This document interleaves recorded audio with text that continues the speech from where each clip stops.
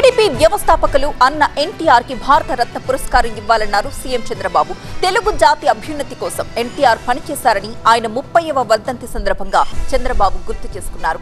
ఎన్టీఆర్ పాలనలో బడుగులు, మహిళల కోసం ఎన్నో సంస్కరణలు తీసుకొచ్చారన్న విషయాన్ని గుర్తు చేశారు చంద్రబాబు.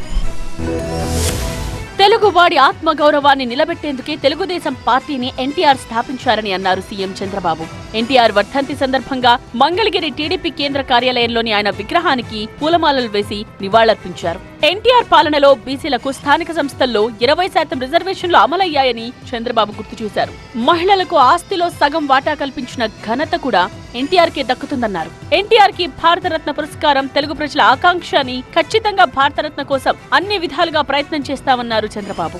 ఎన్టీ రామారావు గారికి భారతరత్న అవార్డు ఇవ్వాలి.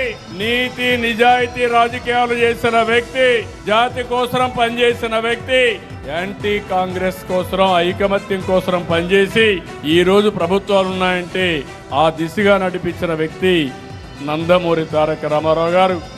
అలాంటి వ్యక్తికి భారతరత్న ఇవ్వడం జాతికి గౌరవం, తెలుగు వారి చిరకాల ఆకాంక్ష.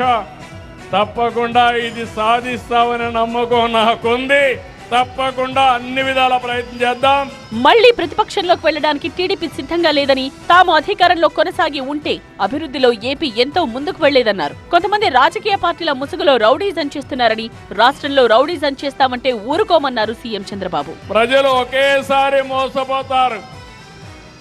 ప్రతిరోజు ఇలాంటి చిల్లర రాజకీయాలు, నేర రాజకీయాలు చేస్తే ఇక్కడ ఉండేది ఎన్డీఏ ప్రభుత్వం, దీన్ని రన్ చేసేది సిబిఎన్ అని మీరందరూ గుర్తుపెట్టుకోవాలి.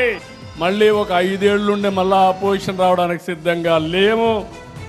అదే తెలుగుదేశం పార్టీ ఎప్పుడు గెలుచుంటే ఇప్పటికి రాష్ట్రం ఎక్కడికి తీసుకుపోయేవాళ్ళం. కక్ష సాధించుకోవడానికి రాజకీయాల్లోకి రాలేదని, ఈ రాష్ట్రం ఏమవుతుందన్న వాళ్లకు 18 నెలల్లో మంచి ప్రభుత్వంతో సమాధానం చెప్పామన్నారు.